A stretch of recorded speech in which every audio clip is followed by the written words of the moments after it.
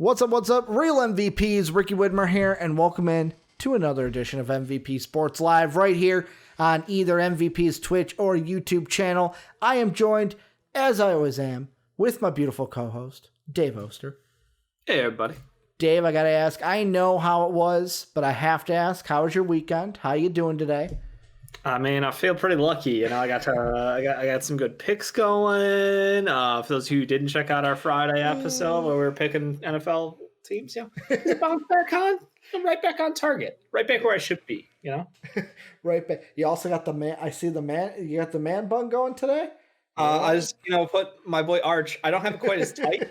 Like he had a super tight top knot. Yeah. I like the back knot a little bit better because the headphones. I couldn't get the top knot to stay. So I decided to a back knot, but you know, I saw that when you came out. I'm like, oh, does he have the man bun going?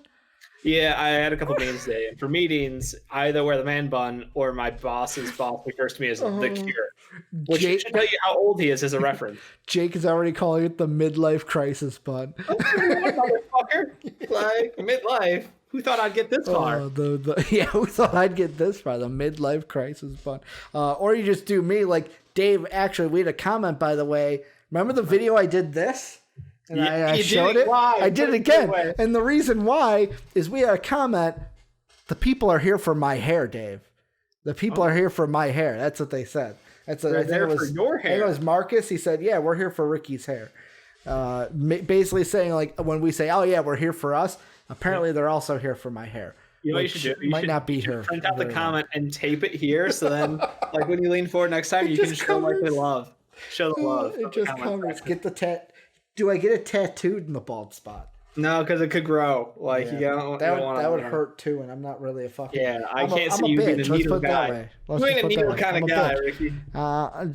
There's no way to put the quarter life crisis bun, as Mad Rogue is saying. But we got a ton to talk about, Dave. We're actually not a ton. We got a lot of football to cover. And then, but I want to talk other things. There are other things that went on. Basketball, we're going to talk in Wet Boys. We're going to talk about the preseason and what we've liked and haven't liked so far.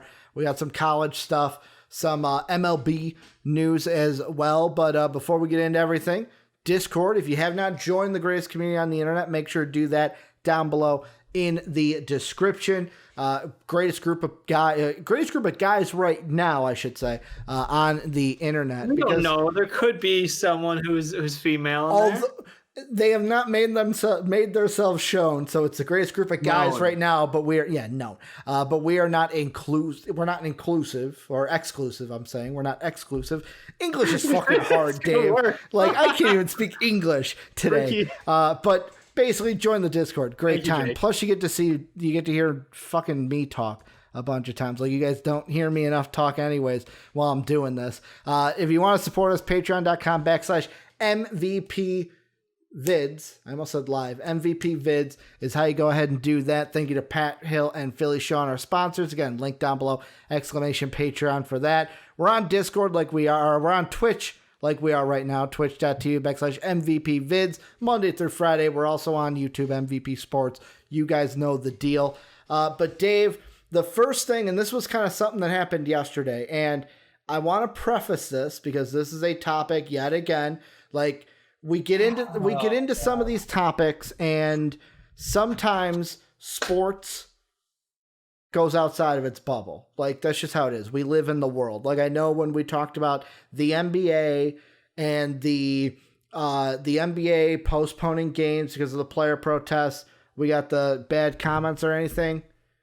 I'm just basically putting it as a whatever. People who say that shit, by the way. Sometimes, as sports analysts, at political movements get involved in then sports, don't listen.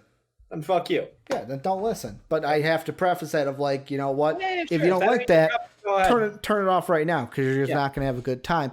The first thing that happened this weekend was the Indians, in a good move, had decided to drop their name. The Indians have been a team that have been under criticism for their name for a while and their logo because, like I even talked to you yesterday when it happened, is the Indians to me have always been a team to where it's like I think his name was Chief Wahoo, the caricature of the Indian with the red face, Probably not the best, and that's just me putting it lightly. It definitely was not the best to have.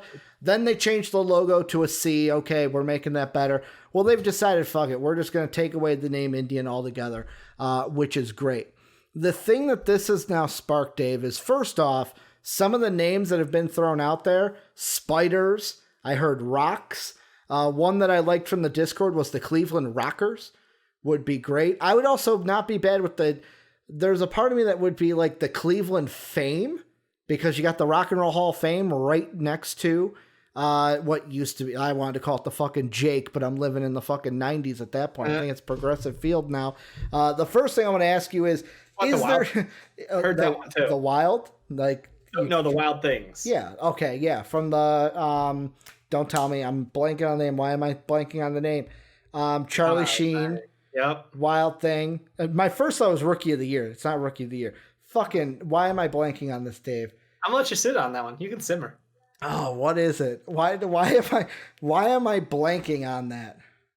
It's gonna kill me the whole show. Team tried to intentionally lose games. Yeah, I know the story. They intentionally lose games because the owner's a bitch. She wants to sell the team, but then they decide to win. Why can't I think of the name? Can you just fucking tell me the name? Because I'm just gonna fucking the Cleveland baseball team, the Cleveland BC.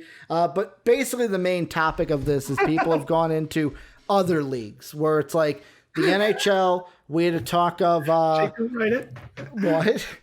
What did you say? Nothing. Major League. It's like I want to let them just stand up all show. Major League.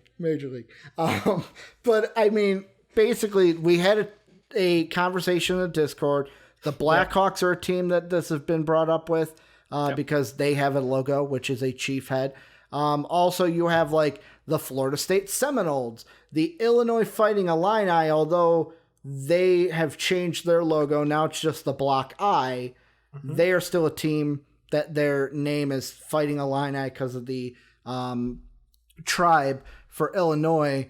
My question for you, Dave, are there other sports teams like the Blackhawks, maybe the Seminoles, that now need to follow suit? The Chiefs, the Braves, there's a couple of them around sports that need to follow suit with the Indians to change their name and take away the Native American ties that come into it.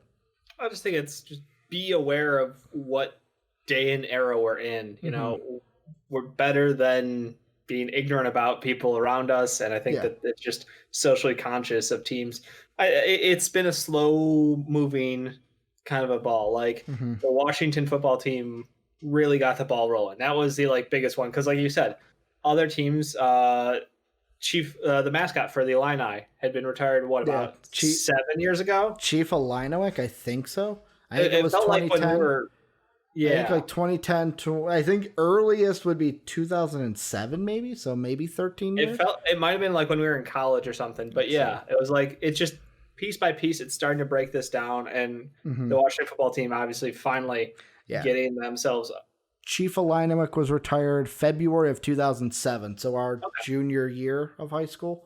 Yeah. Okay, so right, wow, that was even earlier than I thought. But yeah, I think a lot of people are just like, hey, it's about time for this shit to happen. It's ridiculous that this is still something going on. Like, it's not something you want to highlight in our culture that we were just, I mean, people who came to this country were horrible people. Yes, we get it. Like, but at this point, there's no need to continually put reminders out there in our culture that this is, allowed, because it's not. Like, I get it. History's history. We'll remember it, but like, put the right foot forward. That's all we ask. And I think that's good that, hey, Cleveland Indians are now renaming. We're going to see more teams continue. Like you said, the Seminoles, potentially one of them, the Blackhawks, potentially one of them here in Chicago. So I think it's the right move. It's not going to be an overnight change. It is going to be just a continual movement for the next couple of years, probably. Because the one thing I brought up in the Discord, and of course I want to pull up what Pat said, Pat Hill, one of our Patreon sponsors, because he said he actually got to talk to, and I'm forgetting the name, I'm going to bring it up, that was in the NHL chat. He said, I've gotten to talk to Amanda Blackhorse, who's been a native activist for a long time and has been fighting for Washington to change their mascot for years. According to her, the justification of honoring heritage comes as a slap in the face because you are still using native people as mascots. that view misses the point of we don't want you using us as mascots, period. And that thought made me think of, first off, it's very hard to find like for any of the cultures. You got like maybe like white European culture, African culture, Latin culture, Native American culture. The first one that popped into my mind was the Aztecs, because I'm like, there is a team out there, the Aztecs, the San Diego Aztecs, the college. However, their design of their logo is it's font, so it's SD kind of layered on each other, and it's just that the S and the D have kind of styles of the Aztec, and it's got like an arrow going through it. You look at the Chiefs, they're one to where it's like the word chief, I would think, yet again, not Native American, so you could completely take my opinion and say it doesn't matter. I understand that. But like the word chief, Atlanta Braves is another one where I feel like it's not Redskins, it's not Indians, because those are ones that it's not a slur. Obviously not slurs. But like the Chiefs, and the logo is just an arrowhead. That's just like the arrowhead, like rocks that you would see, or the actual arrowheads that you would see. For the Braves, it's a tomahawk as their logo. And half the time, it's the tomahawk is just under the word Braves. On their hat, it's an A. They're not even using anything. It's just an A that's on their hat, to where it's like, because the thing that prompted Pat Hill's response was my thought of, is there a way to do it but still do it in a positive way, or is it just by doing it, it's automatically negative, and that's just how it is? And what was his answer? His answer, he came back with what I said, with the one, yes. I get the Washington Redskins. No, according to her justification of honoring heritage, it comes as a slap in the face because you are still using Native people as mascots. The view misses the point of, we don't want you using us as mascots, period. So basically, from his talk with Amanda Blackhorse, there's no way to do it in a positive light. Do you think that's true? Is it not true? Like, yet again, there's two sides to every coin. Everyone's going to have a different opinion about things, even if it doesn't come from an ignorant light, which we don't want. In my opinion, doesn't matter is what I would say. Like, okay. I'm not the one who is potentially offended by this. Yeah. I don't care what their team name is. At the end of the day, if for whatever reason they want to change it and they're like, hey, this is offensive to my people, to my culture, then change it. Like, I don't have a problem with that. I think that fans are attached to the organization. They're not attached to the name itself. It's what that name represents to them as far as their memories from going to games, watching it, family all along that line. So like, yeah, if they rename, I don't think that matters in the slightest bit. Like rational people are not upset about, teams being renamed so other people aren't constantly reminded or offended. Like that's just, that's fine.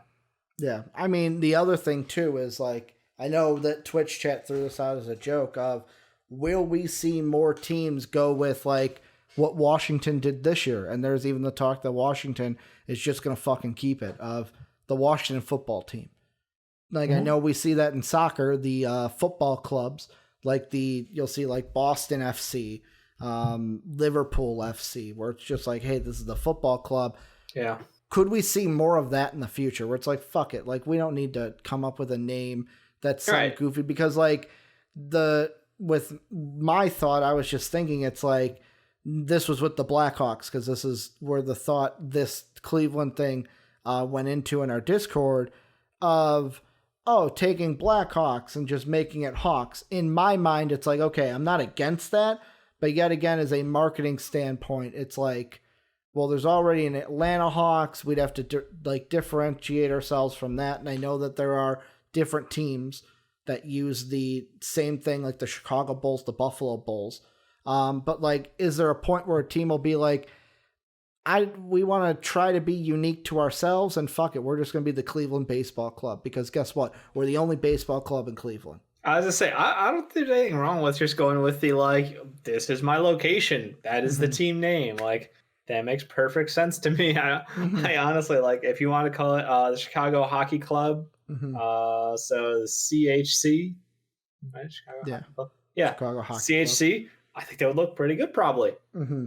I think that there's no problem with that. Again, it's people are associated with the talent on the team, Mm-hmm. the legacy of the members, the coaching staff, the front office of the team, not the actual logo itself. I think that's just branding has come a long way, Mm-hmm. and people over the last 30 years have become much more socially conscious of what they put out in the world and how that affects other people. So again, steps in the right direction. Mm-hmm. I'm with you. I think that it should go forward as far as location based. Take a note from Europe as far as their soccer clubs or football clubs are concerned. Mm-hmm. And just you can do regional or you can do locational, whatever they want to call that. But yeah. Do you have? They are going to pick a name for Cleveland. They're not going to do baseball club. Do you think there is a name in your head that you're thinking about, or you're just like whatever they call it? Oh, Wild Thing. Wild Thing. I'm thinking of Cleveland something. Wild Things. Gotta drop an S on the S. Yeah, Wild Things. We're Chicago. Yet again, would that run into things? You got the Washington Wild Things in the Frontier League, Dave. There's already a Wild. Oh, they might come after him for that one. Right. The only thing I could think of, I didn't even think of that, which is a good one, is do they try to play into, like I said, the Rock and Roll Hall of Fame is right there. Like, to me, that would be an easy slam dunk. You got the Rock and Roll Hall of Fame right there, like literally. Yep. And yet again, anyone from Cleveland, tell me if I'm wrong. I was there when I was like fucking, 7 years old? And basically you stand there and it's basically the Rock and Roll Hall of Fame, the stadium where the Browns play, and then at the time it was the Jake. They're all right there in a circle and they're all within a fucking like stone's throw of each other. Yeah, they'll have MGK sing the rollout for the new name for Wild Thing. Thank God now that he's gone punk rock. Cleveland Rockers, Soapy. I did like the Rockers when I saw it. But yeah, it is the wrestling team. Because the Rockers were a wrestling team. The Cleveland Rockers. But like, this is something, it's good that it's happening, and now that it's, like you said, starting it's positive change. Continue to let it roll, and fans just stop being offended. Like, if you are personally attached to the name of that team, you're an idiot. Sorry. Get over yourself. Which did make me think, was Madden and EA technically racist for having a name called the Conquistadors in their relocation package? Would that, if that was an actual team name, would that be thrown into the same lot of like Blackhawks and stuff like that? I'm not the social police, Ricky. I can't tell you. Just a thought I had, not throwing any blame anywhere. Just a thought I had of like, that one kind of seems like it could have some negative connotations to it. The other stuff, non-NFL that went on, non-NBA that went on, Dave, were we did have some coaching changes. And obviously, we are not experts in all of these teams that got fired. But I did want to give some light to some of them because there's one of these names that it'll be an interesting hire and where he may land. So the big ones that are going on right now, Lovie Smith got fired. Gus Malzahn, after 8 seasons at Auburn, got fired. I'm just going to say I fucking called it. When Brandon and I remember Brandon and I talked about Kevin Sumlin being hired at Arizona. And me saying then that the typical joke of, hey, he's just going to go 8-8, never make, or 8-8, get your bowl game, walk out the door. Well, guess what? He didn't even do that this year or last year. So, I mean, Kevin Sumlin fired in Arizona. Derek Mason was fired, but that was more at the end of November for Vandy. The big one to me, Dave, is Illinois for me. Yet again, don't even know right now who I want to take that job because, like, that's just, to me, it's another coach that is being fired, to where the college side of this, I wanted to have the discussion of how hard is it to overturn a bad college team? And is it harder to do that than overturn a bad pro team? Because in my mind, just quick off the head in the Discord today, I would assume it's harder to overturn a bad college team than it would be to step in and like turn around the New York Jets day one. I think it depends a whole lot on the situation. I mean, if you're a charismatic head coach who has a great reputation, you can go to college and you can go recruit kids. You can go into their family, living room and be like, hey, I'll make you a star if you come to play for my school. I've got all these great opportunities for you. Full salesman pitch, work out great. You can bring in top talent and flip over a system in a couple of years. If you're not that kind of person, then college would be extremely difficult for you to do that. Yeah. In the NFL, it's very much, what is your front office going to give you? Mm-hmm. You can be the best head coach in the world, but if your front office is giving you shit to work with, then how do they expect you to win? In the rare case of Adam Gase, when you are your own front office, well, we all see how that worked out. Yeah, I mean, again, not even thinking about that. Like, I mainly think about it because, like, two of the names on this list, Vandy and Illinois, they have been the bottom of their conferences. I know that people want to say, oh, well, Illinois went to the bowl game last year. Well, like I said in the Discord, if it wasn't for a I'm going to screw up his name, Adder Bebe catch against Michigan State, and we don't end up beating Michigan State, we don't even fucking go to that bowl game. Like, to me, that's the thing with, yet again, mini Illinois rant here. That's the thing with Lovie. Like, he had a terrible record, but also people are like, oh, but he had that one good season. Yeah, that was a, like, holy shit, this is not even supposed to happen kind of a thing. And then we regressed again. I know COVID season, it probably shouldn't have happened. Mm-hmm. I just look at Vandy and Illinois, though, and I go, is it almost impossible to overturn a team like that because you're not the Nick Sabans, and because the college kid, or the high school kids, I should say, have a choice where it's like, I am going to pick where I go, where I can go to Illinois, have a scholarship and play football, or I'm going to bet on myself, go to, let's say, Alabama, or go to Oklahoma, maybe even if I have to go on to a walk-on and kind of fight myself that way because I would rather go play for an Oklahoma. At the same time, Illinois stepping into a top recruit. Like, you can have all the charismatic and personality in the world, but if you're in there and then Nick Saban's in there like 20 minutes later, that kid on track record is going to go, well, Alabama's got the winning track record, Illinois doesn't. So, like, for me, it was one of those where it's like, some of these schools, will they ever get out of the hole? Then on the other side, Dave, and Sam put this in the Discord for the NFL, you as the Bears fan, no. Should the Bears look at Love? I'm not saying as a head coach. No. Would you be mad if they brought him back as a defensive guy? Yes. Is it basically based on the same thing of, you don't think Lovie is going to be forward thinking enough to be? Basically, he's been out of the NFL for so long. It's like the Tampa 2. There's an answer. There are books on how to beat the Tampa 2. Yeah. It's not a mystery to anyone. You need a specific set of personnel that works there, that doesn't work with what personnel we already have on our roster. It doesn't make sense for us to go backwards.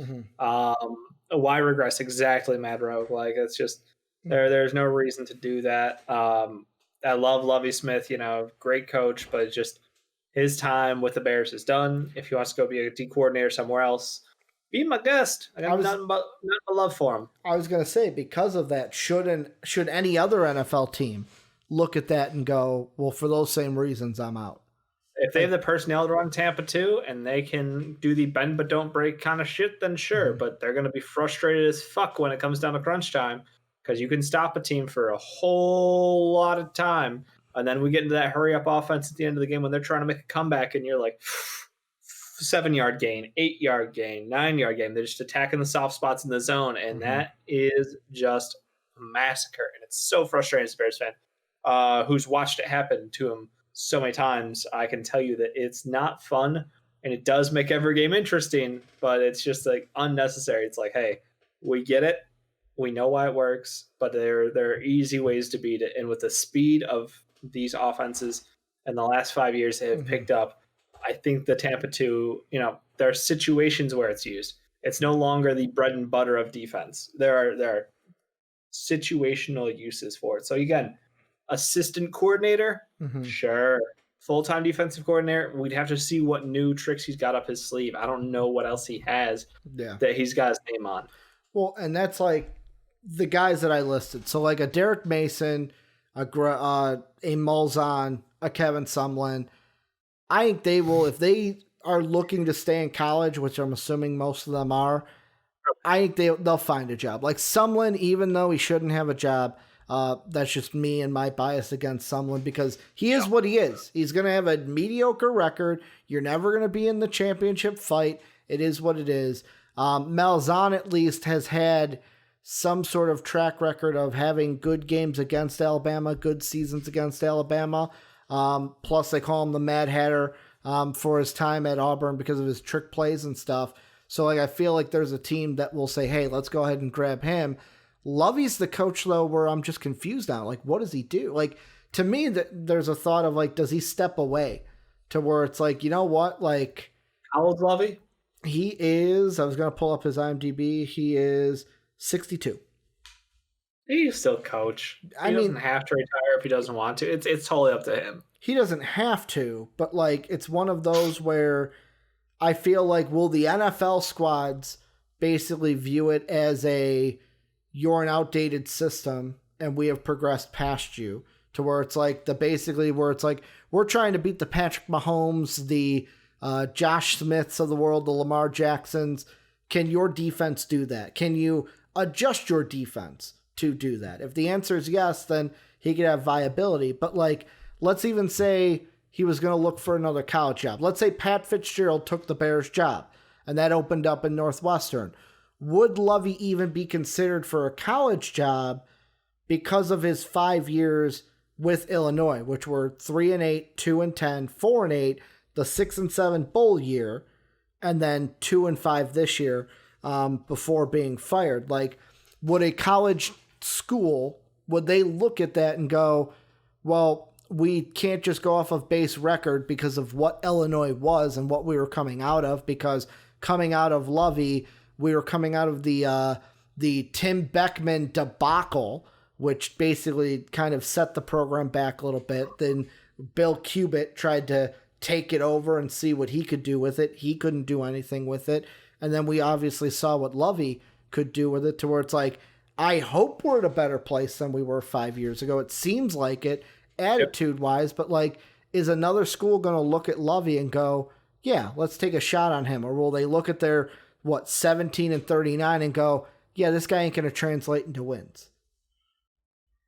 Oh. Yeah, I mean, you fucking tell me. I'm not a fucking college coach recruiter here. This is a situation. I'm just throwing it out there. Like, to me, I would say no. Like, I would say, I think he'll have opportunities. Now, will he be good? No. Will he want to coach in North Dakota, Nebraska, State, Southern? Yeah. Probably not. Like, that's the situation. It's up to him. He'll have opportunities. Does he want to coach in Bufu for a tiny school and maybe not, top divisions? Yes. But it's entirely up to him. He could be a coordinator. He could take a year away. I don't know Lovey well enough. Yeah. I just know him as a coach. Illinois was the perfect of because this was yet again after he went to Tampa for 2 years and he was Jameis Winston's head coach. It was kind of one of those perfect of he spent his life so much here being Chicago's head coach, coming back home in a sense, even though Champaign very far it's pretty much from Chicago. State. I just look at it and I go, with me, I kind of have a feeling that the perfect school for Lovey will be one to where it's we are so bad, we do not care about winning right away. We want to win eventually, but we need to build a culture first. Lovey can be that guy to me. He can build a culture. He can get the guys riled up and basically have them want to go. The old fucking mantra of they want to go to battle for him each and every day. I think Lovey can do. Run through a brick wall for him. I don't think he'll translate into wins and being wow, this team is now the top of their conference and stuff because of, like I said, maybe it's outdated. The game is passing his strategy by. Maybe that's it. Maybe it's just also because Illinois was never going to compete with the Ohio States and everything. Who knows? But that is just where I'm at with where does Lovey go? Where does Illinois go? Hell, where does even Auburn and Arizona go? Only time will tell. Dave, let's move on. Before we go into the NFL, let's do Wet Boys and then talk a little bit about the NBA preseason. Started up this past weekend. NBA action is finally back after what seemed like not so long ago, as the finals just ended 2 months ago. But if you're new to this, these are our dampest of dudes, soggiest of shooters, the moistest of men, and sometimes the mistiest of misses. These are our Wet Boys, or players of the day from the weekend or day prior. How it goes is Dave gives a wet boy, I give a wet boy, And then the patrons at patreon.com/MVP give their wet boy as well. Dave, I'll let you have the floor. Who's your wet boy December 14th, 2020? Kept it easy, There was all that great football action over the weekend. A lot of games account for a lot of playoff implications happening. But I'm Dave, so I went with preseason basketball. I went with Talon Horton-Tucker, second-year player, one of the youngest players taken in the draft last year. Weird physical specimen. He's like 6'5", but he has like a 7'1" wingspan. We talked about him quite a bit in the draft last year, being a weird prospect. From what I was able to find today, it was very much he's got weird intangibles. He's a guy who, if he puts it all together, could be special. Defensively, he can guard literally he's like PJ Tucker kind of esque, He can guard everything. He needs to work on his consistency and his shot form. But, he got the chance to go out there and fucking sling it out there. It was great. He had 2 games, 2 really good performances, and don't expect this to ever happen again during the actual season. But you know what? It's one of those things where it's a very fun situation. So yeah, Talon Horton-Tucker. I do expect him to get minutes. I think it's a very deep Lakers team. I'm hoping. I heard on the jump that LeBron's not going to rest games. He's just going to do what the Warriors did a couple years ago and blow teams out after 3 quarters, so he doesn't have to play the full fourth. Yeah, and then we'll see Taylor come in. Because I was going to say, there's not many games LeBron and AD can sit out because they're on a lot of primetime games. And the NBA is going to be cracking down on those primetime games, Dave. Those nationally televised games, you can't be sitting out if you're LeBron James. LeBron doesn't give a fuck about $100,000, so that doesn't matter to him. Find him all you want. It's not LeBron's style to sit out. If he's healthy, he's playing. That's his game. Yeah. Which I respect. I respect. Teams out, then let the kids play is the answer.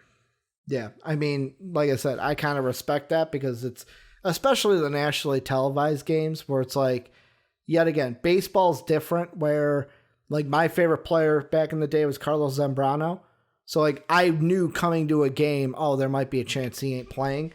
But basketball's a little different. I know these guys aren't superhumans, but people are coming to see you play, especially if you're LeBron. So hey, the Warrior strategy might work. Dave, I'm the same as you. Football, there was a lot of good football. Maybe Josh Allen should have deserved a wet boy for beating the Steelers after losing early on. But you guys know me. I'm going college basketball. And when Ayo Dosunmu puts up 36 points in a game, even though he got screwed out of a loss, I'm going to go with Ayo Dosunmu. Missouri did not deserve to win that game, Dave. They did not. There were 2. First off, there was a throw into the post. Kofi gets out of the way. It's called a foul. Number 1 is basically Kofi's arm goes like this. The kid basically throws himself into Kofi's arm, gets a foul. The refs had it out for us. Refs had it out for us. Shouldn't have lost that game. Thinking man's game, Ricky. It was not a smart play. We are furious about it in Champaign, Dave. Furious about it. But I assume 36 points. He is blowing the roofs off the place. I'm loving it. Of course I am. I've been an Ayo fan for the last 3 years. Is he a top 10 pick? He is. I'll spoil it now. He's a top 10 pick in my mock draft for 1.0, which we will record some point this week. He's going to be a top 10 pick in my first mock draft because he's been definitely playing blanket. Plus, if it's a team that needs a point guard, your top 3 point guards, shoot, I'm going to screw up the one kid's name. I think it's Jared Springer is his name out of Tennessee. I'll pull that up real quick before the patron wet boy is Tankathon has Cade Cunningham as number 1 point guard. All right. Yep. Shocker. Jalen Suggs is number 2. Yep, all right. shocker. Take that. But then it's Jaden. So Jaden Springer, the combo guard out of Tennessee, I'd take Ayo before him. So you have, I think it's Daishen Nix, point guard, G Leaguer. I would take Ayo over him. Josh Giddey from Arizona. Jared Butler. Jared Butler, one thing about him, very defensive. Joel Ayayi, he's not going to be top 10. I would take Io over him as well. Real quickly, you mentioned Arizona. What do you think of your Arizona alumni playing for the Warriors in preseason? Dude, I love Nico Mannion. He'll hit the court no matter what he does. Awful. Yeah, no matter what he does, I'll love him. I'll support him. It's only one or 2 games, Dave. It's only 2 games. He is not a professional basketball player, Ricky. It's only 2 games, Dave. It's only 2 games of preseason. They count for nothing, and I totally acknowledge that, but it still was ugly. They count for nothing. I'm going to continue to pick on Nico Mannion. A, they count for nothing. B, it's not like if he was picked as high as LaMelo Ball, all right, panic all you want. He's a second-round pick. If he pans out, great. If he doesn't. I'm going to support Nico Mannion all the way through because I loved his game, and I loved his game coming into college. I love his game through college. But the patron wet boy Dave, they took a page out of the Ricky Widmer book. They went Misty Mist. They're going with Sarah Fuller out of Vandy. And here's what I did for the card, by the way, because I thought it would be very disrespectful just to put 2 of 2 from extra point, 2 points, because literally that's the only stats we have. I just put up her quote that she had after the game. And this is the thing. This is the thing I want to ask you so she said this whole time has been if I can do it, if I'm good enough to do it. It wasn't if I was a girl or not. So that's something I've really appreciated. At the end of the day, they treated me like an athlete, and that's the best I could ask for. I saw a tweet earlier today, Dave. Obviously, this is not someone from ESPN or anything. This was just a random tweet I saw on Twitter, but it was along the lines of athletes. Basically, the athletes treat women more like women than regular guys kind of situation. To me, I just saw that and I saw it as a slap in the face to me because it's I'm not an athlete, and it's one of those things where it's I'm not disrespectful. I'm not going out there being on the others. I'm not talking about the complete other way and being abusive, but it's what do you think the athletes are going to do? Say, oh, you can't play this game because you're a girl? I know there's some people who might be a little bit older than us that may think that, but, like you said earlier, fuck them. I agree. If that's what they think, fuck them. It's the same thing we heard at the whole conversation when the first player in the NFL came out as gay. It was there's a lot of locker rooms there, and it's no. There might be one guy on a team who has a problem with it, and that guy's an idiot. That's all it is. It's just people who have outdated mindsets, who aren't in touch with reality, might have a problem with it, but that's their fucking loss. They're people who should be educated, not anything else. It's just nothing wrong with it. I think that whoever tweeted that, and I don't know, how important. Like I said, just scrolling through the timeline, something. Gotcha. Random. It's a whatever. But yeah, kudos to Sarah Fuller. The only thing that I've seen people kind of Deadspin had Deadspin. They basically, it's I brought up to you today, where apparently there have been other girls that have kicked for football teams that have technically scored points, and they wrote an article which was basically why are we moving the goalpost here to say this is the first woman when technically there was a woman before? First D1? Well, Colorado is D1, and that's where the other, I blank on her name. I grazed the article because I was just looking through because I didn't, yet again, it was from when I was younger, didn't pay attention to that stuff when I was younger. More closed-minded in your own little world when you're a kid growing up. But yeah, agreed. Kudos to all our wet boys. And Dave, I'll ask you, thoughts on preseason so far, NBA? Who you liking, who you not liking? Dude, I'm just hyped. I'm just hyped basketball is back. I mean, it's number one thing is preseason basketball counts for nothing, and yet at the same time it counts for everything. The most obvious one, Harry Giles, the revenge games, coming out and looking like an absolute monster in his 2 games against the Kangs, his former team. Looks like an absolute fucking stud out there. He's probably going to push Enes Kanter out of the rotation at some point this season because he's that good. Ball, the newest ball to the fucking family. Dude, newest ball to the NBA. Light chocolate. I was watching the... Yes. After after you told me about him, I gotta watch the replays.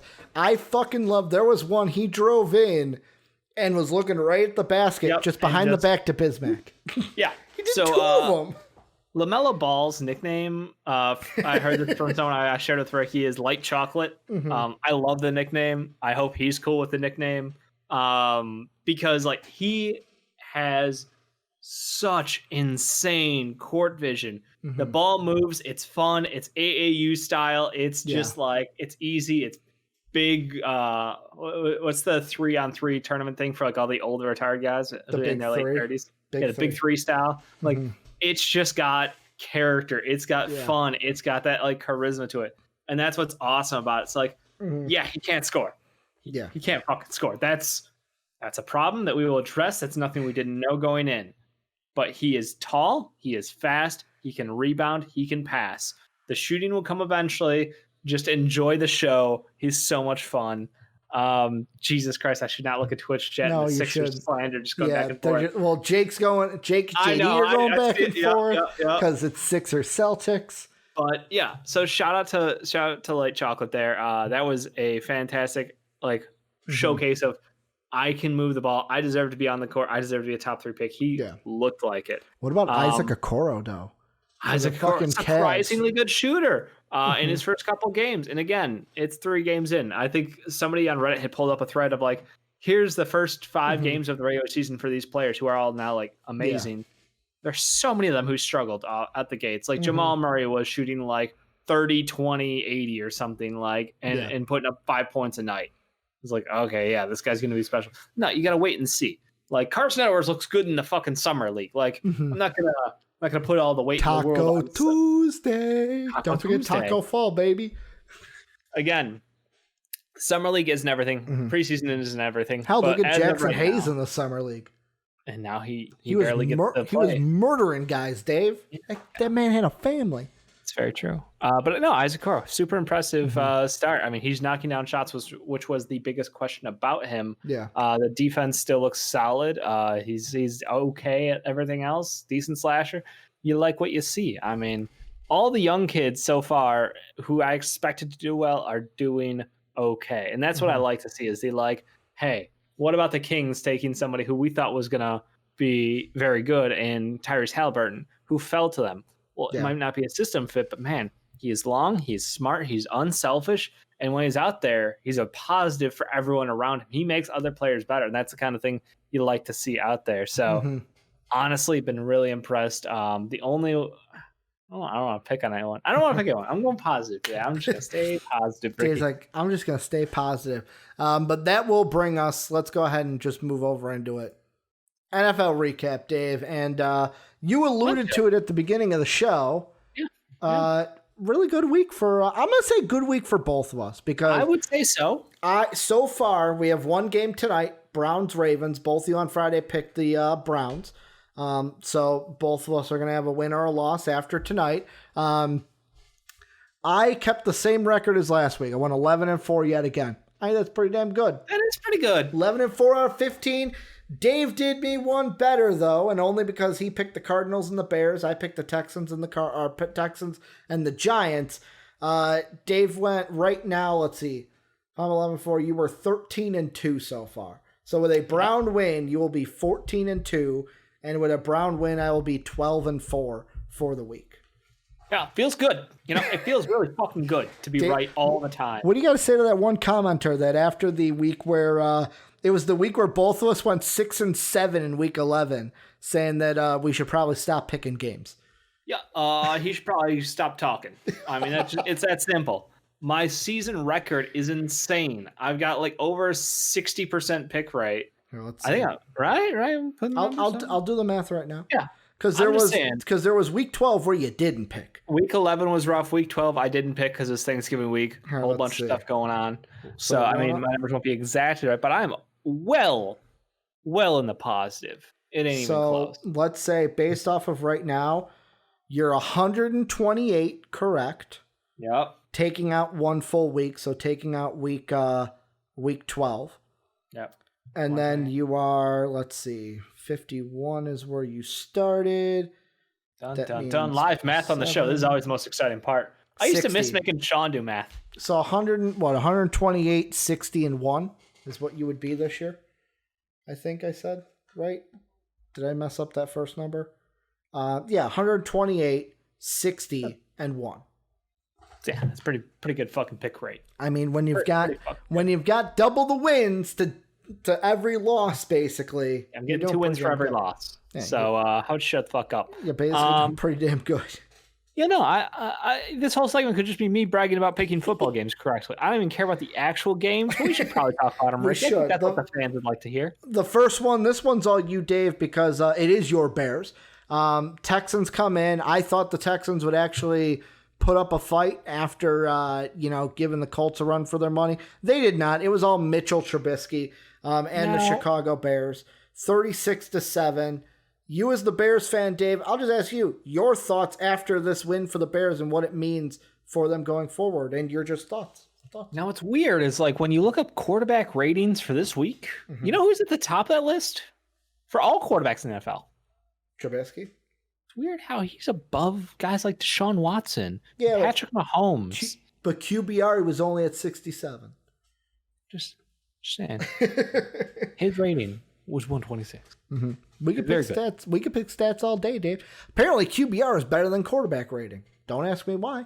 Yeah, well, I'm just saying he's better. Analytics guy. He had a great game. He had a Mitch Trubisky game at the end of the season, and Bears fans know this quite well. Right when you want to fucking just yank him by the back of the shirt, get him out of there. He just plays well, and it's fucking frustrating because this is not who Mitch is, and I think every Bears fan knows it. And I think we're all going to be fucking frustrated if we extend a 5th year to him because we know this isn't who he is. We know this is just an anomaly. This is just Mitch getting your hopes up because that's what he does. He's not great. He is good enough to keep the job most days. And that's exactly who he is. He will not win a Super Bowl. He will not progress. He has not gotten better to the level that we need him to. We need to move on. We need to start over with a brand new quarterback, somebody fresh. I'm not saying go get Carson Wentz or Sam Darnold. I'm just saying we need a new voice in that locker room. We don't need Nick Foles. We don't need Mitch Trubisky. We need to start fresh. Great. Happy you won us a game. I prefer to lose these games for draft picks, but that's all right. Hell, man, you guys can make the playoffs. If the Cardinals, Bucks, Vikings keep losing, hell, you play us at the end of the year. If you beat us at the end of the year, you guys could be a 7th seed. That would be weird. My thought on this game is easy. Like, this Bears team, when these things that went right on Sunday go right, the Bears can win. You had 7 sacks, 2 turnovers. If the defense plays well, you win. The run game, Montgomery had over 100 yards and a touchdown. Well, if you run the ball if you take away his one breakaway run. Okay, good point. He did have an 80-yarder, which did help him. But like, I would say you take away the 80-yarder and then you go, okay, so he had 10 rushes for 33 yards. 33. Okay, good point. Good point. He did have the 80-yarder. 3.3 rushing yards per attempt. That's good. But on top of it, if you go to actually Allen Robinson and get him 123 yards and a tutty, that's going to help you win too. Like, you know what it reminded me of? What? It was the old Megatron, force feed Megatron strategy. It was don't look anywhere else in the field. Just find Allen Robinson, throw to Allen Robinson, and we will move down the field. Unless you're in the red zone. Then it's like if Jimmy Graham's open in the end zone, go ahead and hit him. That was embarrassing. And like Jimmy Graham's face when he caught that ball, he looked back at the defender like, really? Really? You tried, really? It was disappointment in the defender. So no, it was fun. Mad Dog, I love the idea of, watch Ryan Pace have us sign 10 quarterbacks, go shotgun approach like he did with kickers. We'll have an open tryout, Ricky. We'll bring in 10 quarterbacks. You know what's better than having 2 quarterbacks? 10 quarterbacks. You could just bring in Phillip Rivers because he'll be on. We had how many tight ends? We had 8 tight ends, Ricky. We're gonna do the same with quarterbacks. Like, does Chicago do this?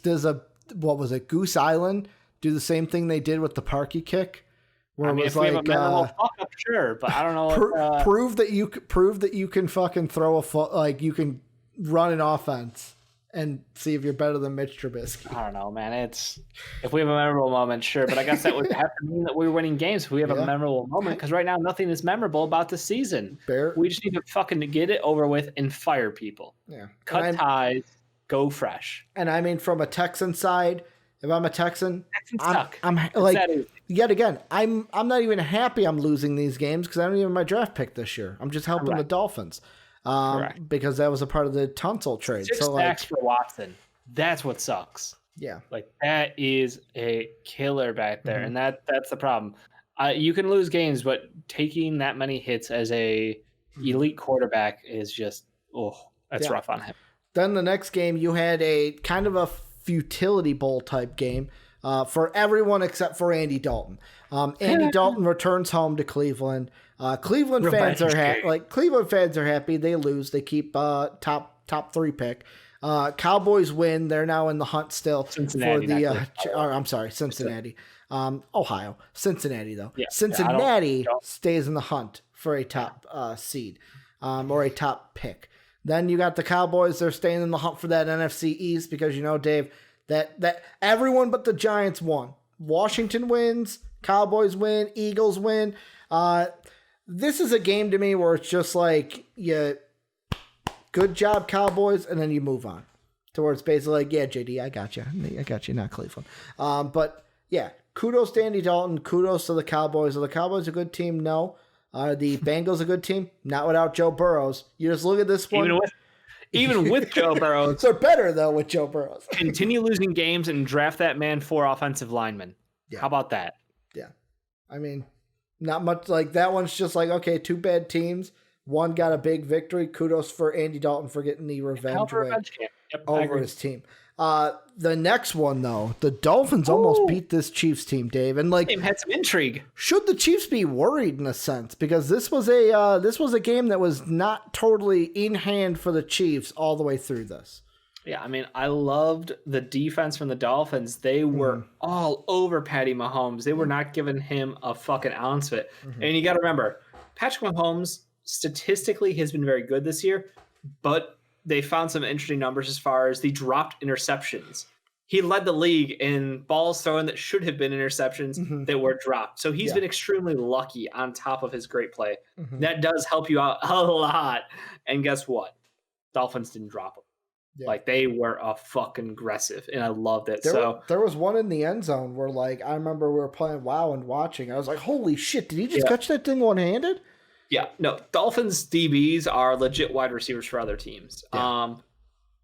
The game was really good. It got me super excited. I think this is a win-win. Like, yes, it's sad the Dolphins didn't win this game, but it's great that it shows we can hang with the best of them. And on another Sunday, we have a chance to win this game. Like, the problem was they just ran out of firepower in the third quarter, and then when they got the fucking momentum in the fourth, there just wasn't enough time left for them to get the comeback all the way. They had a moment there. They had the chance to win this game, but I'm telling you, again, they were missing their starting running back, so that comes with an asterisk already because of the COVID protocol. So, hey, give them a couple weeks. We'll see. This is definitely a Dolphins team that is intriguing and on the rise. I love it. Also, shout out to Travis Kelce. Yeah. The man's going to fucking set a record. I mean, what? He already set the 5 straight seasons with 1,000 rushing yards. He's going to break Gronk's record for receiving yards in a season, and he might be the leading pass catcher of the NFL. Yeah, that's going to be fucking awesome. I think he's leading, and the second guy is his teammate. Your number 1 tight end in fantasy, baby. Hell yeah. Tight end, Travis Kelce. Like, I was just thinking the Dolphins side of, you were mentioning, it sucks.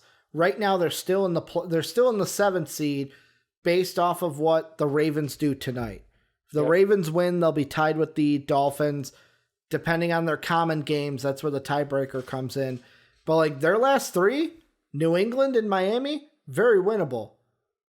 The Raiders in Las Vegas, Raiders are done. Like they're over. Goodbye. You're cooked. You're dead. Dolphins win that game. I'm calling it right now. Their toughest game is Week 17 in Buffalo.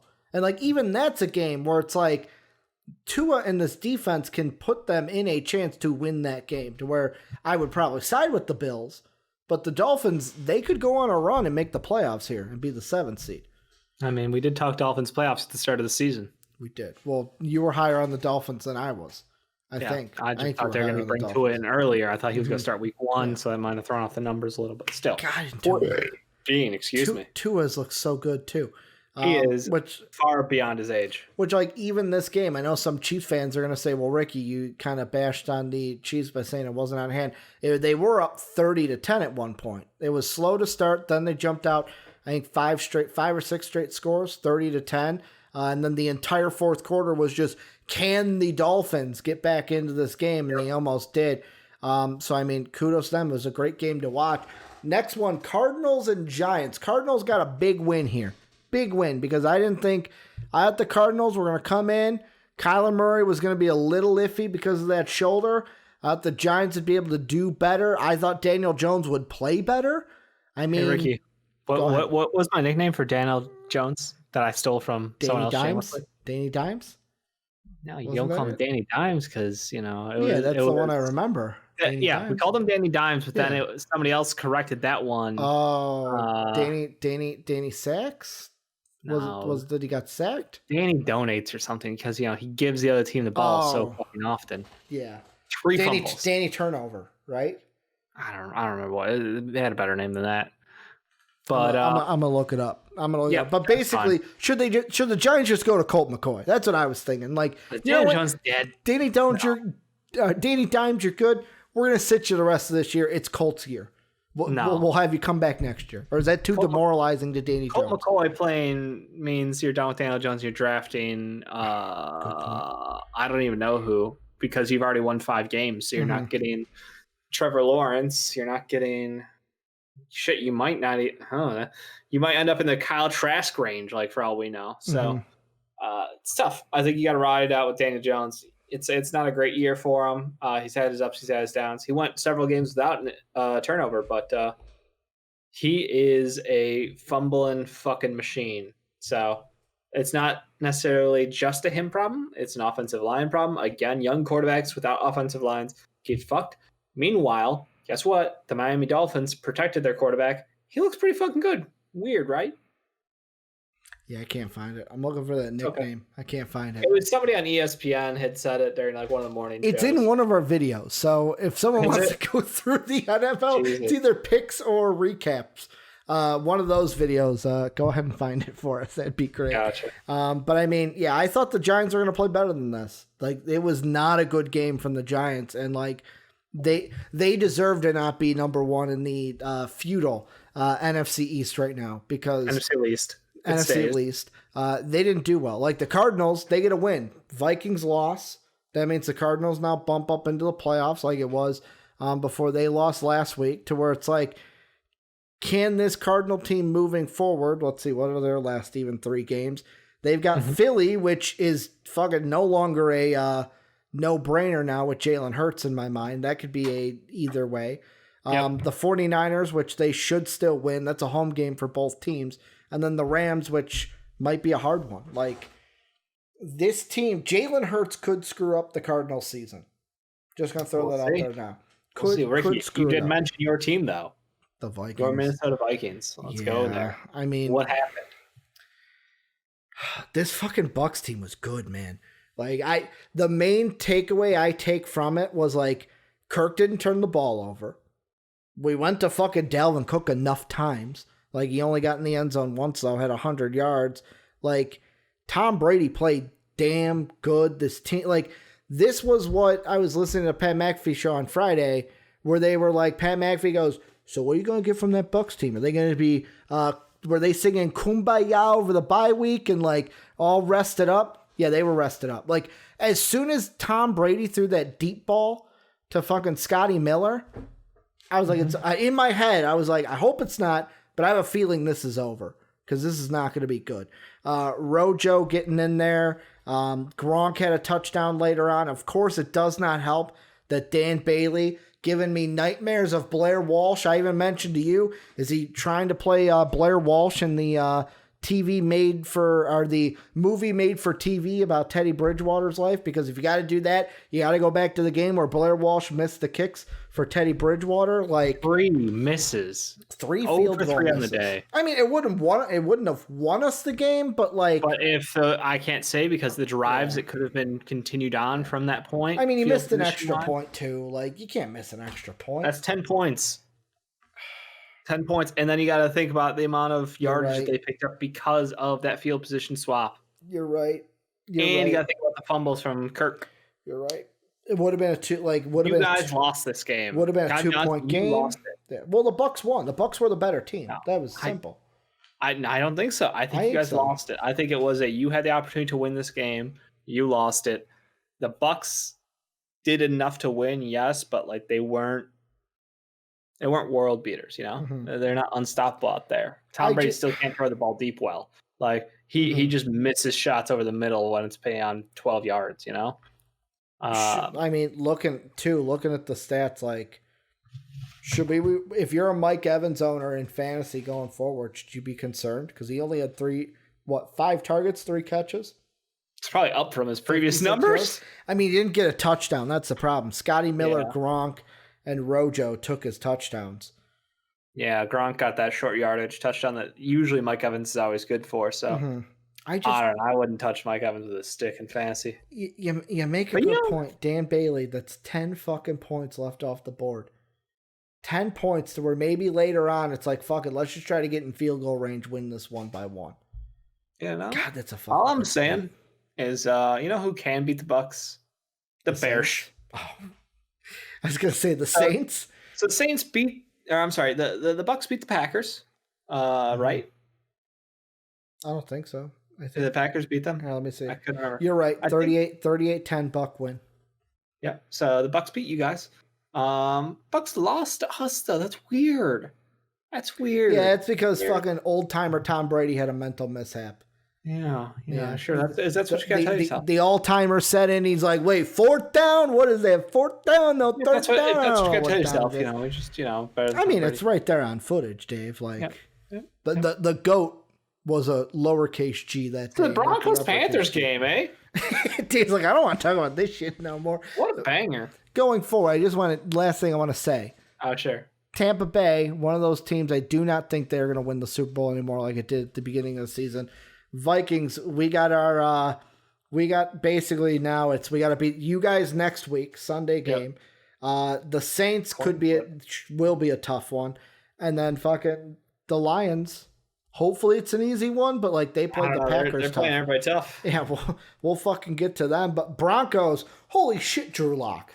Like, Drew Lock to me, I knew he was going to be like, there was a part of me that was like, he's not a first-round guy, but there's something watching Drew Lock. I just liked him at Missouri. Yeah. Even as a second-round talent. 4 touchdowns in this game, 2 of them to Hamler, who had 2 touchdowns. He had 3 targets, Dave.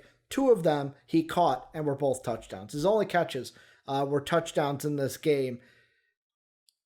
Are the Broncos going to be a team where maybe next year we should be looking at them like as serious contenders because their defense will actually be healthy? I mean, it'll help a lot to have one of the best pass rushers in the NFL be on your team as opposed to being out for the year. Yeah, that'll help. I mean, like, look, Drew Lock's had amazing games. He's had terrible games. Mm-hmm. He's an incredibly talented, inconsistent quarterback right now. He's young. He's getting better. All the things are pointing in the right direction. I'm just at the point where I'm not going to crown him before I crown him because I tried to crown him this year and then he got hurt and then he looked like ass when he came back from his injury and like, oh no. And now he looks like the Drew Lock that I'd hoped, or even better than the Drew Lock I'd hoped for. You know, it's just, I think another year in the offense, another year with these weapons. I'd love to see more of Jerry Jeudy. Yeah. I think he's someone who you picked that high. Mm-hmm. I'm surprised he wasn't more of an emphasis for this offense this season. Tim Patrick's breakout season has been great for them. KJ Hamler, again, he was a 2nd-round pick, so like you can't blame them for using it. It's very interesting, you know, very interesting. And then like the Panthers on their side of it's another game. I feel like yet again, fact check me, Twitch chat and MVP Nation. I feel like the Panthers have been in a lot of close games this year, score wise, like. 37-27 or 32-27, not that big of a win, like margin wise. They kept it interesting, and again, they late pushed to try to make it closer than it actually was. I think. Yeah. Whether it was that competitive or not, it's up to you guys to answer. Mm-hmm. But again, they're without their best wide receiver. They're without their best running back. Mm-hmm. It's just been a really rough season for this Carolina Panthers team. I think I'm still on the side of I don't know if Teddy's the guy. You think he is. I think the jury is still and see. out. I don't think there's a yes or no. Okay. So, yeah, I mean, they got a lot of shit they got to figure out. That's the point. Mike Davis has done an honorable job filling in. I think that's the one thing I'm like, I wonder what his contract situation looks like, because if he's up, he's going to go get paid somewhere probably. If he's not, then congratulations. You guys got a good backup with Mike Davis still to trust. So happy for that. But it's just tough. Panthers are a team where, like you said, when we buy in on the hype, they just fucking eat shit. So we smartly this week stayed away. Yeah, going with the Broncos. I mean, the next game, you're talking about top running back in Christian McCaffrey. The Titans win over Jacksonville. First off, Gardner Minshew comes back into the game. He gets a job back after Glennon gets benched. On the Titans side, though, because this is where most of the conversation for me comes from, is this a Titan win over a bad opponent? Or is this yes, this is the Titan team we expect to see every single week? Because to me, I'm kind of leaning towards depending on who they play in the playoffs, this is the team you want to see, but you might not see every single game depending on who they're playing. Like, they played Jacksonville. Yeah, no, they beat the fuck out of a really bad team.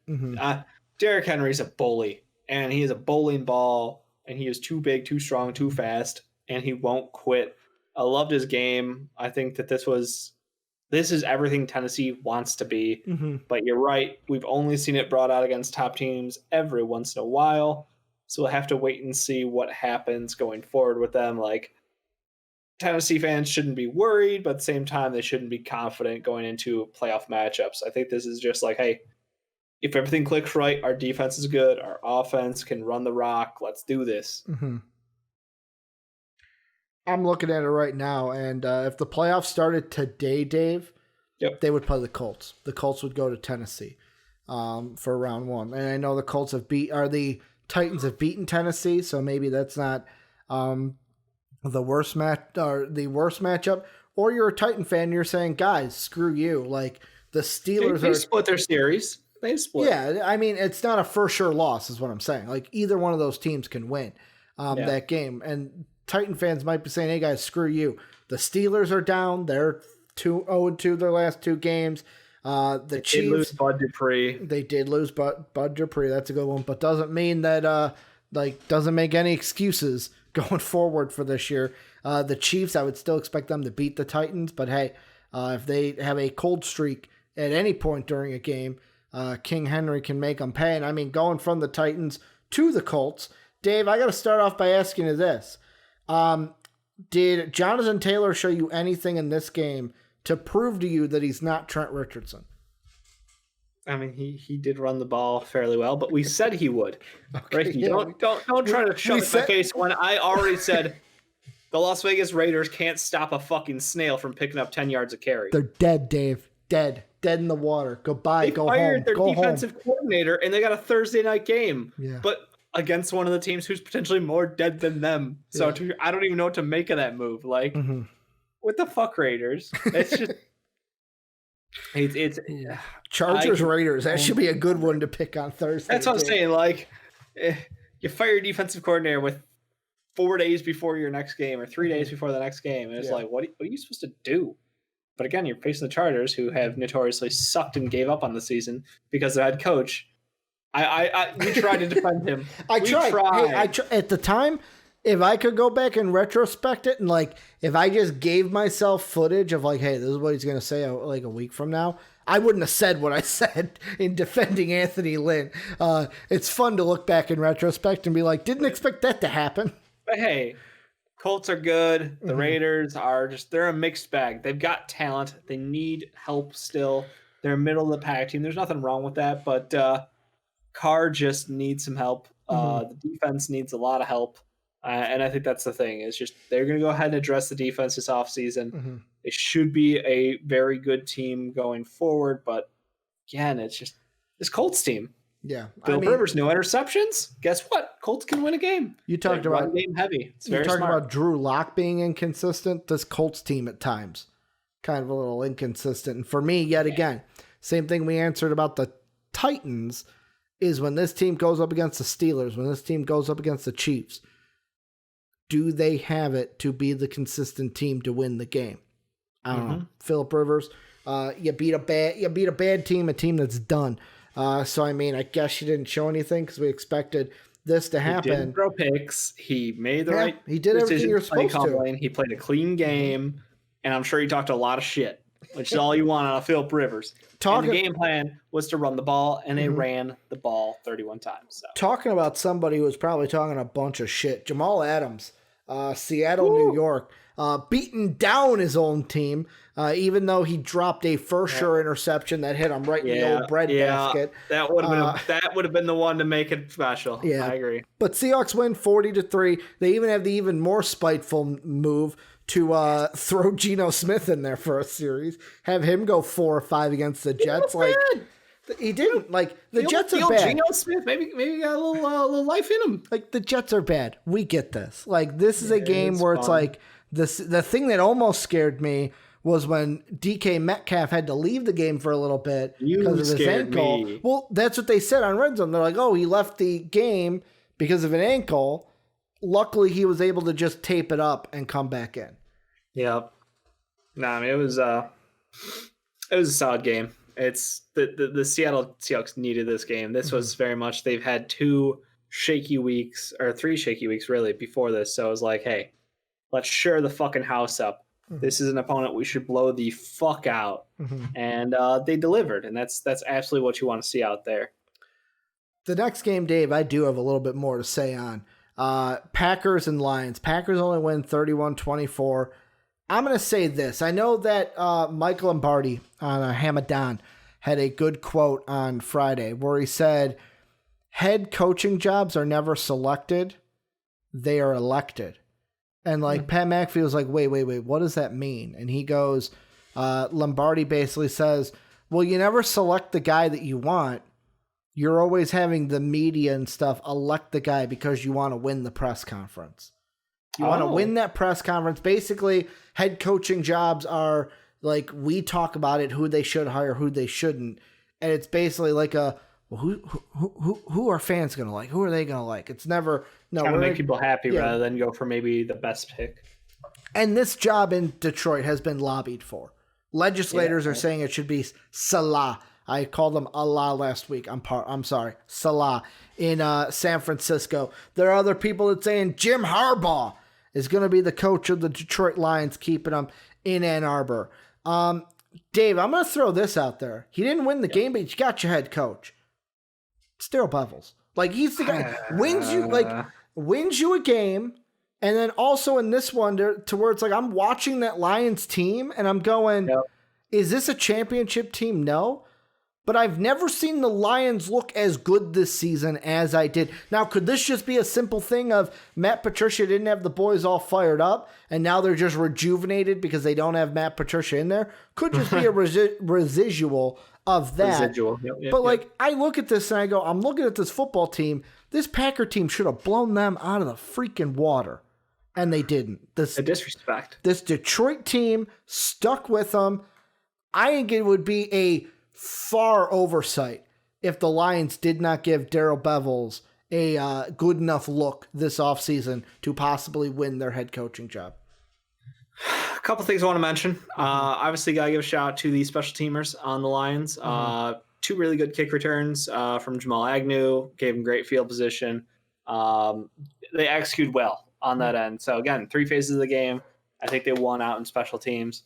Offensively, they were able to move the rock a little bit. Obviously, the run game, it's just, there's something not right yet. And I know this is Swift returning from his timeout. So, again, we didn't expect him to be 100% right back locked in. But, it's tough. And I did not expect them to struggle rushing the ball like they did. Adrian Peterson, come on.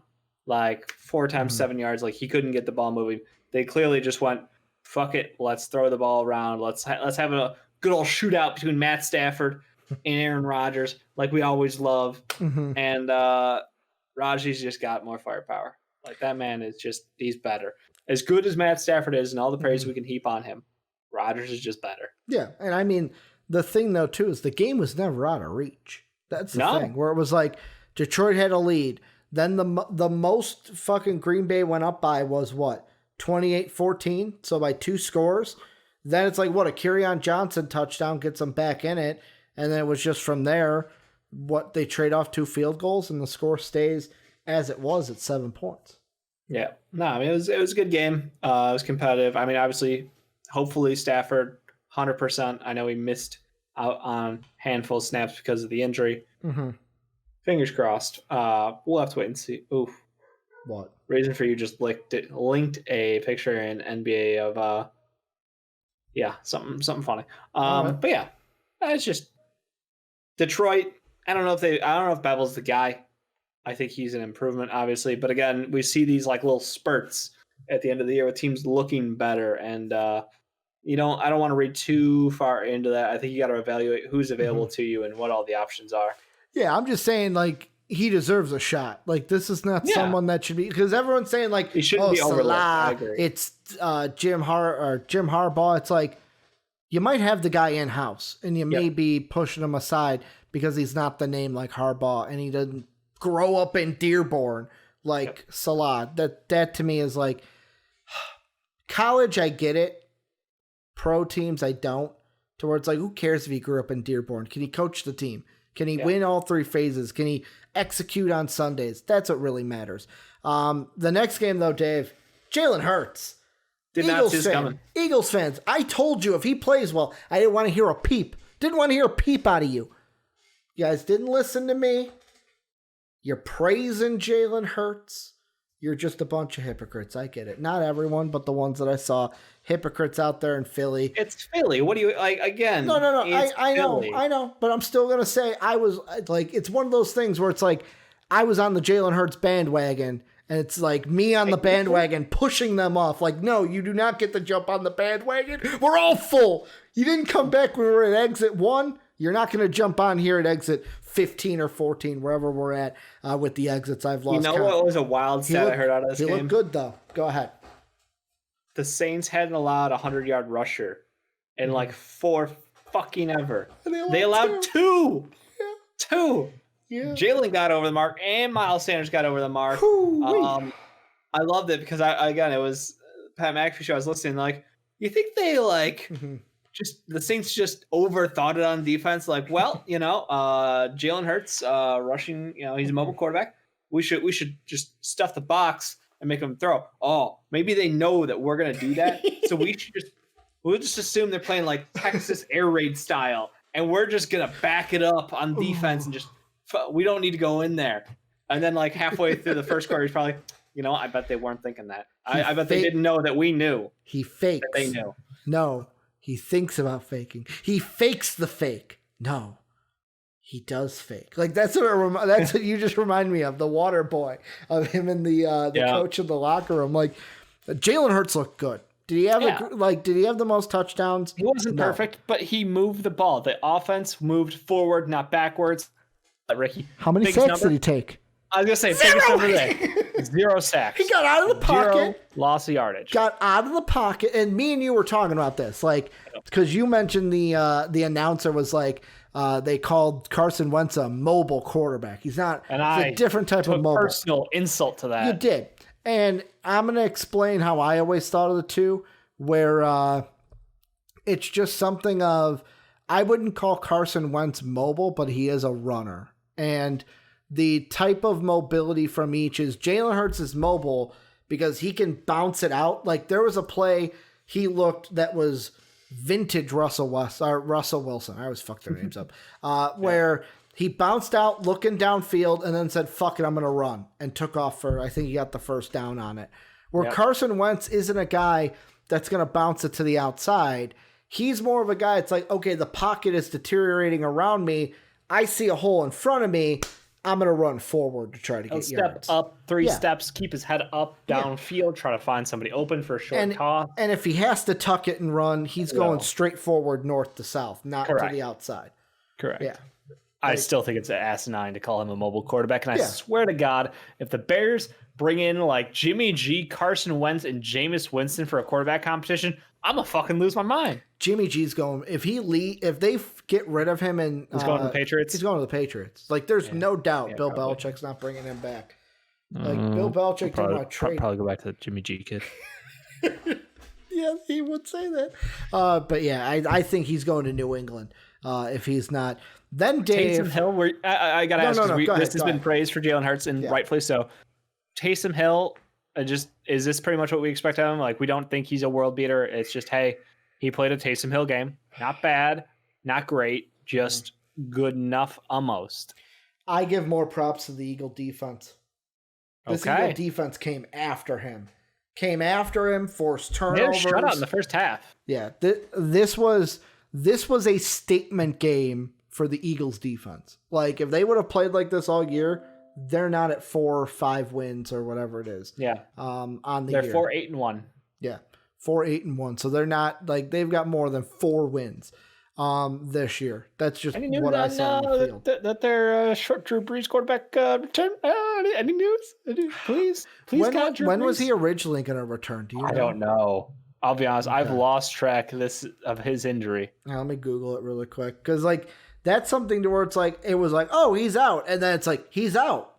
Yeah, he's just out. We just never heard. Like, is he going to come back this year, or is he dead?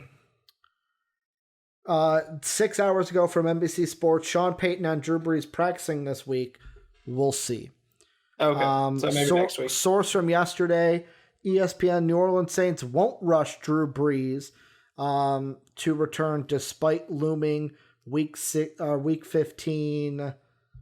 Come on, give me the article. Week 15 showdown with the Chiefs. The Chiefs shot shit. So you got the Chiefs this week, but yeah, it's like to be honest, I wouldn't rush them back because let me even see the playoffs. Like, you've locked up the playoff berth. There's no way you can fall out of it.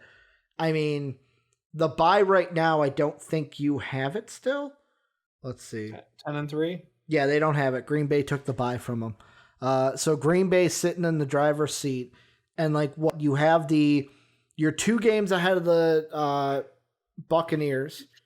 Yep. And your last 3 games are Kansas City, Minnesota, Carolina. You should be able to beat Carolina to stay at least in the top 4 seeds. Yep. I don't think you rush back Drew Brees. You just let him come back. I like that. Normally, Dave, the next game, the game that nobody wanted to win. That's what I'm calling this. This was incredible. Within a matter of 3 straight possessions, the Chargers got an interception, then the Falcons got an interception, and then the Falcons were like, nah, we don't want to win it either. Back to you, Bob. I thought we were going to get a tie here. I was like, shit, this is going to go to overtime. No one's going to want to win it. I'll be honest, I'm a little upset the Chargers won, only because I wanted the storyline to stay true of this team losing games that they're close in, but these were 2 bad teams. I'm sorry, Falcons and Chargers. If you're Matt upset with Ryan that. had a stinker. Oh, he did not look 3 great. picks. I mean, 2 of them came in a matter of a minute, though. The worst possible timing on those. One was, I believe, 1 pick did hit off his own player, and it not his fault. Yeah. But still, it's so fucking frustrating. I can only imagine as a Falcons fan watching this team who has the offensive firepower of Matt Ryan, Ridley, Gage out there. Shit, even who's that guy, Laquan Treadwell, making his Falcons debut. Congratulations to a former first-round pick. The one announcer. Who's that guy? I haven't heard his name in a while. Who's that guy? Again, it's just that Falcons team fucking sucks. Yeah. That Chargers team gives me hope. They're both bad. They have the exact same record. But I look much more positively on the team with a quarterback under the age of 35. We'll put a little flat piece of land and a flag to give him some fucking hope. Matt Ryan's 35, right? I think so. Here, I'll double check. 32. Whatever. I'm taking the younger quarterback. Give me Air Bear. He's the offensive rookie of the year. I thought Twitch chat was he's 32. No, he is 35. See, you're right. Okay. See, I nailed it. He'll turn 36 next May. Cool. Yeah. Air Bear's offensive rookie of the year this year. He's been nothing shy of spectacular. And I can't wait to see what he does growing with this Chargers team. Yeah, this was a game where it was obviously neither of these teams' wins or losses matter except for the draft. Bengals fans are happy because the Chargers won, meaning they're going to be further away from the Bengals who want to get Penny Sewell over the Chargers. And the Falcons, it's one of those things of, do you go with a quarterback in the first round? Because, are you going to move on from that? Like, do they go to Trey Lance because they're not going to be for Lawrence or Fields? Do they go with a Lance? Yeah, could work. Because you got to replace Matt Ryan. Dave. Eventually. This Washington football team, should we be on the Washington football bandwagon for the playoffs, Dave? They are in the playoffs right Chase now. Young bandwagon. Okay. That's the right answer. They Chase win 32-15 over the Niners. He's something else, man. He is something else out there. I don't understand how he can play in space. He can drop back. He can attack. He's got great foot speed. Just smart player. So strong. Like, he's got it all. He is the longer the season's gone, the better he's looked. And I'm so happy because he has had time to shine on what has been a miserable team. And now what a miserable team is now one of those teams where you're like, I would rather not face them in the playoffs because their defense is good enough to hold up anybody out there. Like, that's the crazy thing about this. Their offense sucks. I mean, obviously, Alex Smith, leg injury. Have we heard any news on that? No, we have not. I mean, he did leave the game. He was out the rest of the game. Like, for me, it's just one of those things where they're going to take I think they're going to take the precaution with it, obviously, because he fucking broke it and there was an infection involved with it, to where when it happened, we were talking about, holy shit, is Alex Smith going to lose his leg? He nearly died. And die. Forgot about that. But, like, it's just... Their offense sucks. It's fine. I mean, Dwayne Haskins is not the guy. Well, like, that's what I would be worried about. If Dwayne Haskins has to start, you got Seattle, Carolina, and then Philly. Oh, they're losing one of those games. You might win probably one losing of two those. of them. Yeah, you might win one, and that's the Panthers. You might lose all three. They could lose all three, unfortunately. But again, that defense, if they get at it, that defense could score points, man.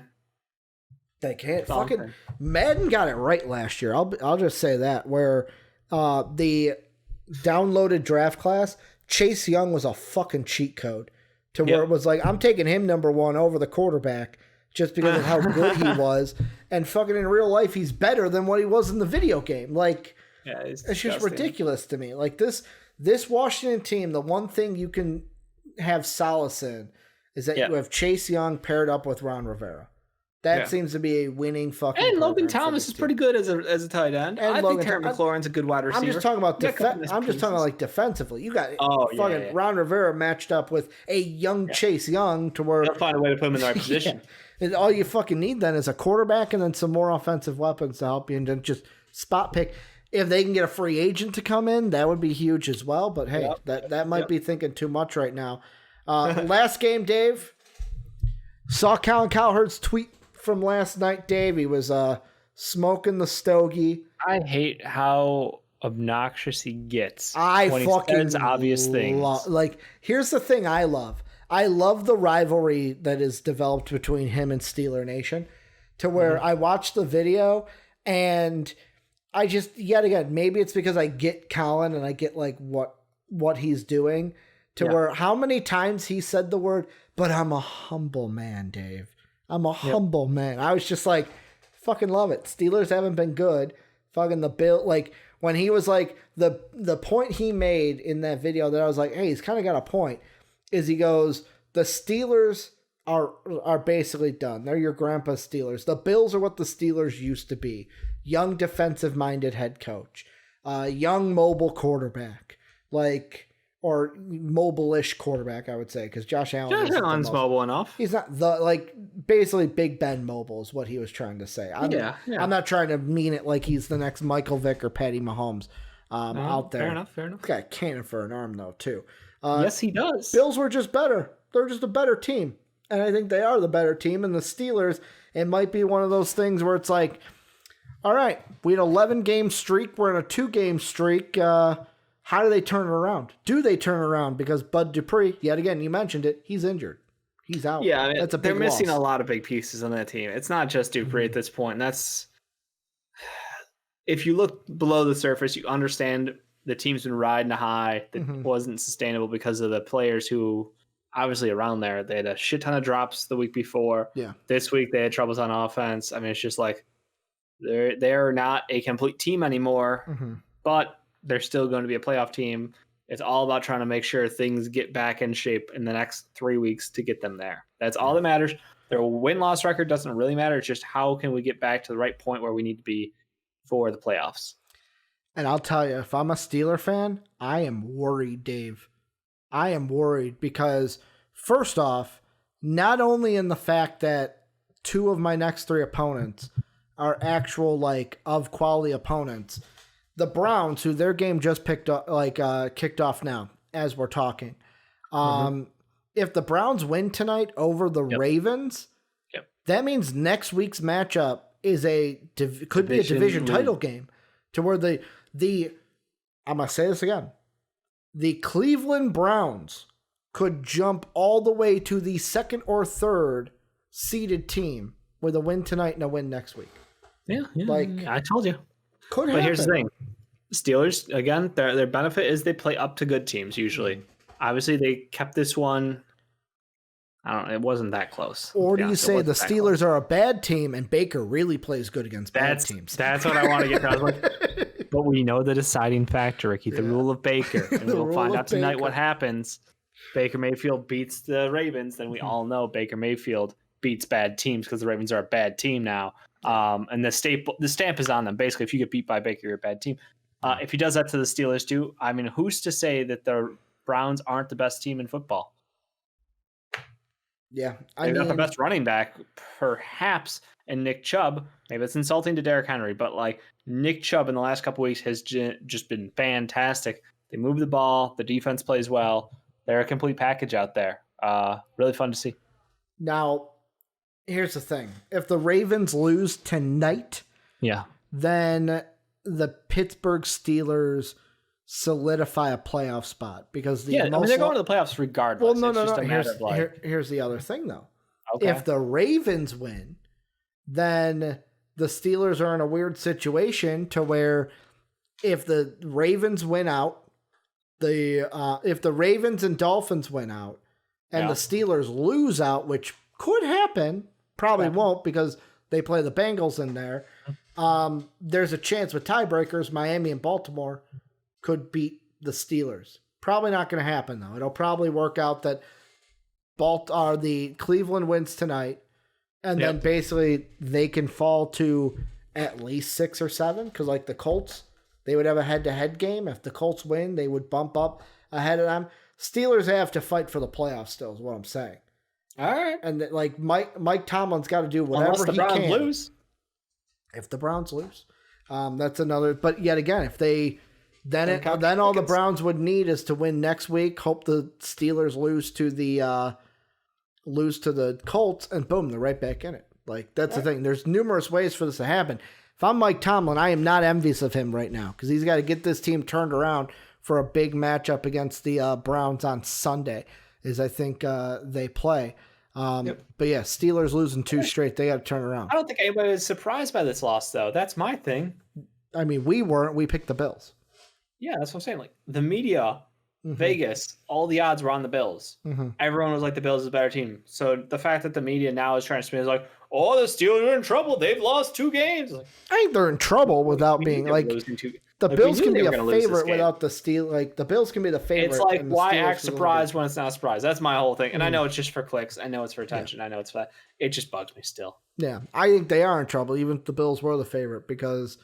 But they were already in trouble. The game didn't solidify. It didn't change the circumstances. I would say they were in trouble from weeks ago when it was slow start, they barely won. Oh, slow start, they barely won. Ooh, slow start, they barely won.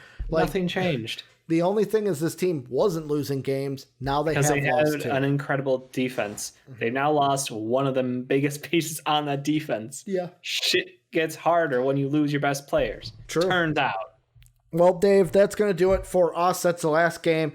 That's going to do it for MVP Sports Live. Thank you guys for sticking with us like you guys always do. Remember, join the Discord if you have not already. Link down below, or ! Discord into Twitch chat.